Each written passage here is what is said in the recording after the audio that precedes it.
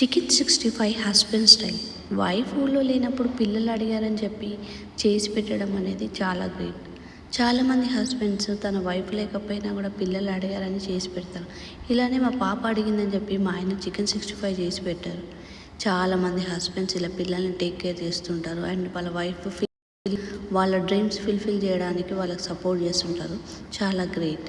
ఇలాంటి హస్బెండ్స్ ఎవరైనా ఉంటే కింద కామెంట్ అండ్ లైక్ చేయండి.